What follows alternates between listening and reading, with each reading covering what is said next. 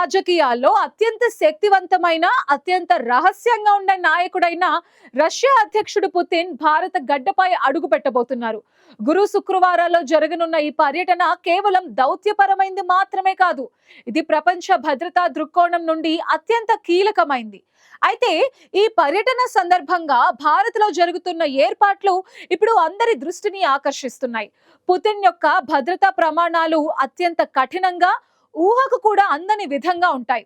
ఆయన తినే ఆహారం నుంచి ఆయన ఉపయోగించే టాయిలెట్ వరకు అన్ని రష్యా నుండే దిగుమతి అవుతున్నాయి.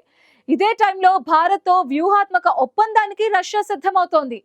అమెరికాతో ఉద్రిక్తతలు నెలకొన్న నేపథ్యంలో పుతిన్ భారత్ పర్యటన ఇప్పుడు ప్రాధాన్యం సంతరించుకుంది.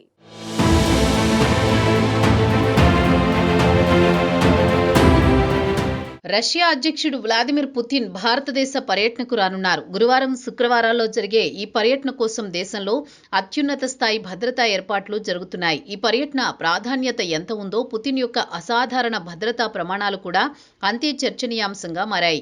విదేశీ పర్యటనల్లో పుతిన్ పాటించే కట్టుదిట్టమైన భద్రతా ఏర్పాట్లు అత్యంత కఠినంగా ఉంటాయి. ఆయన తినే ఆహారం నుంచి తాను ఉపయోగించే టాయిలెట్ వరకు అన్ని వస్తువులను స్వదేశం నుంచే తెచ్చుకుంటారు. ఈ మొత్తం భద్రతా వ్యవహారాలను అధ్యక్షుడి ప్రత్యేక భద్రతా విభాగమైన ప్రెసిడెన్షియల్ సెక్యూరిటీ సర్వీస్ పర్యవేక్షిస్తుంది. పుతిన్ బృందం federal security service, foreign intelligence service వంటి కీలక విభాగాల అధికారులతో కలిసి అధ్యక్షుడి రాకకు నెల రోజుల ముందే ఆతిథ్య దేశానికి చేరుకుంటుంది. వారు పుతిన్ బస చేసే హోటల్ను క్షుణ్ణంగా పరిశోధిస్తారు. పుతిన్ వ్యక్తిగత సౌకర్యాలపై కూడా అత్యంత శ్రద్ధ తీసుకుంటారు. ఇతరులు వాడిన వస్తువులు కాకుండా రష్యా నుంచి తెచ్చిన సబ్బులు, షాంపూలు, టూత్ పేస్ట్ వంటి వస్తువులను మాత్రమే ఆయన వినియోగిస్తారు. భద్రతకు అత్యధిక ప్రాధాన్యమిచ్చే పుతిన్ ఎటువంటి మొబైల్ ఫోన్ను ఉపయోగించారు. దానికి బదులుగా కేవలం సురక్షితమైన కమ్యూనికేషన్ కోసం ప్రత్యేకంగా టెలిఫోన్ బూత్ను హోటల్ గదిలో ఏర్పాటు చేస్తారు. పుతిన్ బస చేసే సమయంలో అక్కడి బాత్రూమ్ను కూడా వాడకుండా రష్యా నుంచి ప్రత్యేకంగా తెచ్చిన మొబైల్ బాత్రూమ్ను ఆయన గదిలో అమర్చుతారు.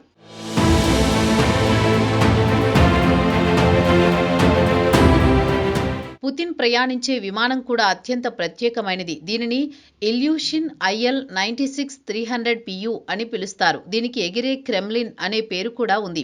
ఈ విమానంలో సమావేశ గదులు, జిమ్, మెడికల్ రూమ్ వంటి అత్యాధునిక సౌకర్యాలు ఉంటాయి. అత్యవసర పరిస్థితుల్లో ఆయన వెంట యుద్ధ విమానాల ఎస్కార్ట్, అలాగే 1 లేదా 2 బ్యాకప్ విమానాలు కూడా వస్తాయి. ఈ విమానం కేవలం రవాణాకు మాత్రమే కాదు, ఇది ఒక కమాండ్ పోస్టుగా కూడా పనిచేస్తుంది. ఇందులో ఏకంగా న్యూక్లియర్ కమాండ్ బటన్ ఉంటుంది. అంటే పుతిన్ గాల్లో ఉన్నప్పుడే అణ్వాయుధాల వినియోగానికి సంబంధించిన ఆదేశాలు జారీ చేయగల సామర్థ్యం ఈ విమానానికి ఉంది. అంతేకాకుండా ఇది గాల్లోనే ఇంధనం నింపుకునే సామర్థ్యాన్ని కలిగి ఉంటుంది. ఇక ఆయన కాన్వాయ్లో ఉండే కారు కూడా సాధారణమైంది కాదు. రష్యా నుంచే తెచ్చిన RS సెనెట్ అనే బుల్లెట్ ప్రూఫ్ వాహనాన్ని ఉపయోగిస్తారు. ఇది బుల్లెట్లు, గ్రనేడ్లు, రసాయన దాడులను కూడా తట్టుకునే విధంగా అత్యంత రహస్య సేఫ్టీ ఫీచర్లను కలిగి ఉంటుంది.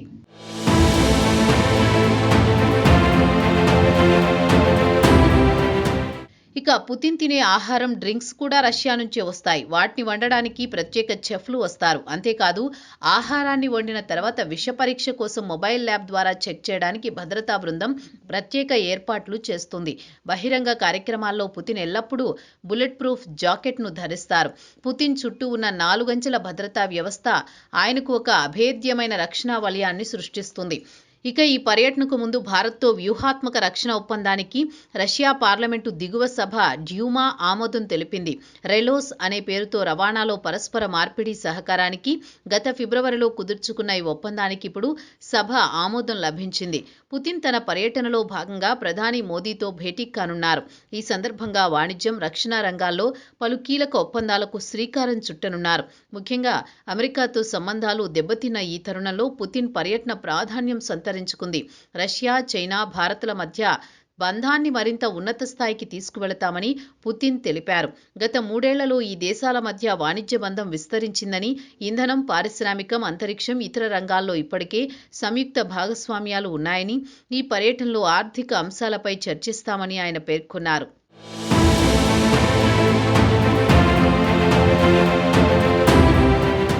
రెలోస్ ఒప్పందంలో భాగంగా 2 దేశాల మధ్య సైనిక నిర్మాణాలు, యుద్ధ నౌకలు, యుద్ధ విమానాల పరస్పర మార్పిడి జరుగుతుంది. బలగాల పంపిణీలోనే కాకుండా పరికరాలు రవాణాను ఈ ఒప్పందం నియంత్రిస్తుంది. ఈ ఏర్పాటును సంయుక్త విన్యాసాలు, శిక్షణ, మానవతా సాయం, విపత్తుల సమయంలో వినియోగిస్తారు. డ్యూమా వెబ్సైట్లో నోట్ ప్రకారం రష్యా పార్లమెంట్ ఆమోదించిన పత్రాల ప్రకారం 2 దేశాల గగనతలాన్ని, పోర్టులను రష్యా, భారత్ యుద్ధ నౌకలు, విమానాలు పరస్పరం వినియోగించుకుంటాయి. ఈ విధంగా పుతిన్ పర్యటన కేవలం దౌత్యపరమైనదే కాకుండా భారత రష్యా రక్షణ బంధాన్ని మరింత పటిష్టం చేసే ఒక వ్యూహాత్మక చర్యగా నిలుస్తుంది.